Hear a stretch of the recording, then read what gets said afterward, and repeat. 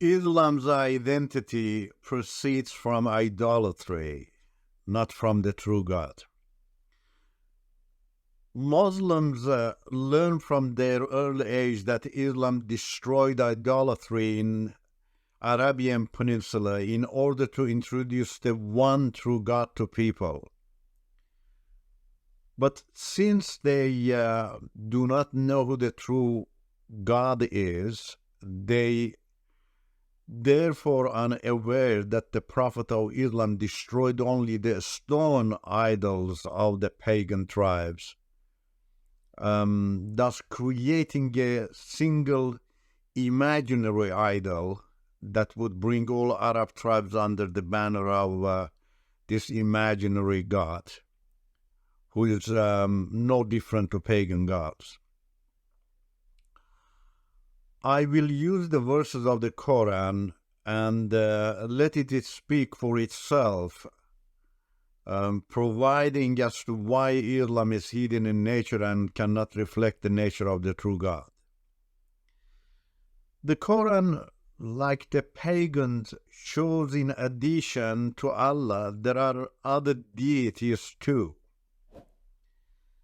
The Quran in Surah Al-Ikhlas, verse 1, and Surah Al-Ankabut, verse 46, says that God is one.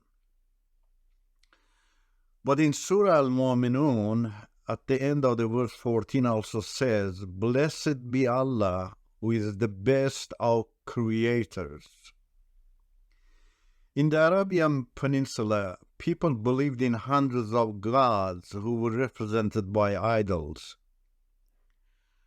One of these gods, Allah, was believed to be more important than other gods and was depicted with a large idol. The pagan Arabs used to say that Allah was the best of creators. The Prophet of Islam borrowed this verse from them, put it in the Quran, and taught his followers that there were many created deities, but Allah was the better one among all. Even years after establishing Islam, the Prophet of Islam, with his followers, prostrated in front of the idols of Lat, Manat, and Uzza. There are many hadiths that say that this act of the Prophet of Islam surprised, upset, and angered many pagan Meccans who said that the Prophet of Islam introduced himself as the messenger of their God, Allah, and further prostrated to their idols, but he still massacred the pagan followers of the same Allah. So you see that even Islamic hadiths show that the identity of the God of Islam arises from idolatry. Therefore, the religion of Islam cannot be from the true God. The Quran, like the pagans, describes Allah as being both just and unjust.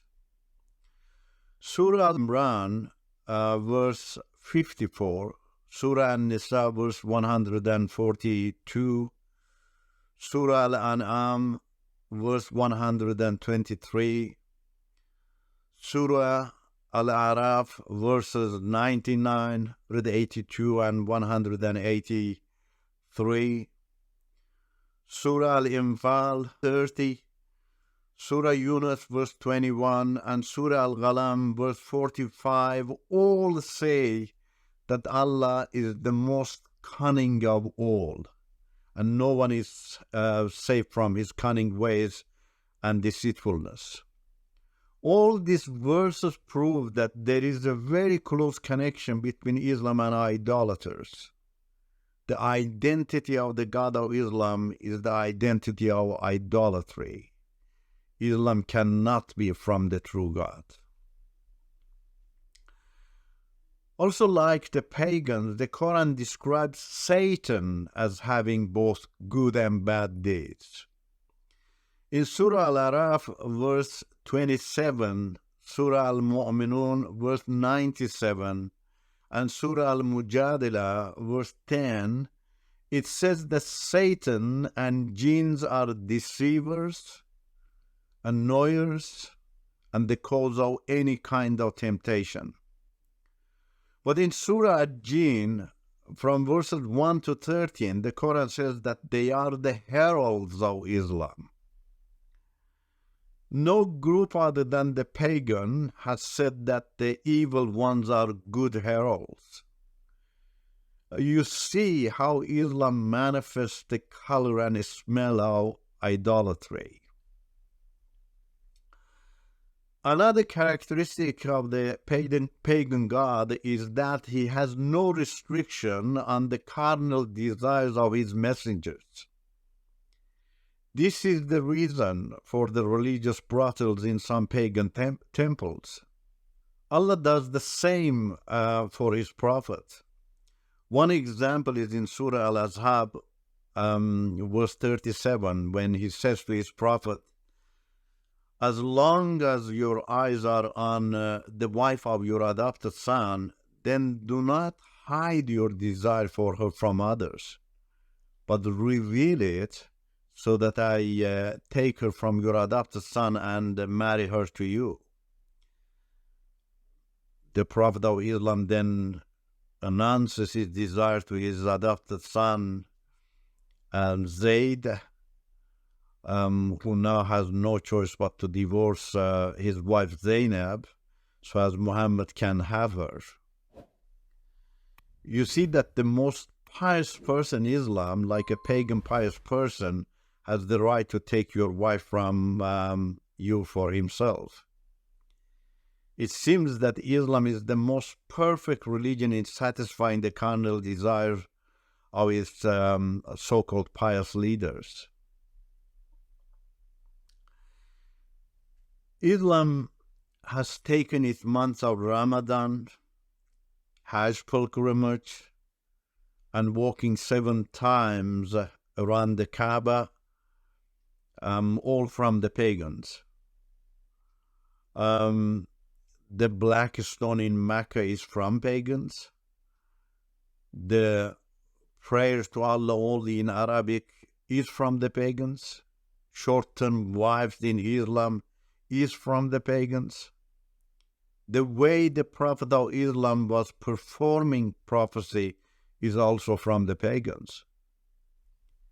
It was pagans who believed that Allah hid himself behind the curtain.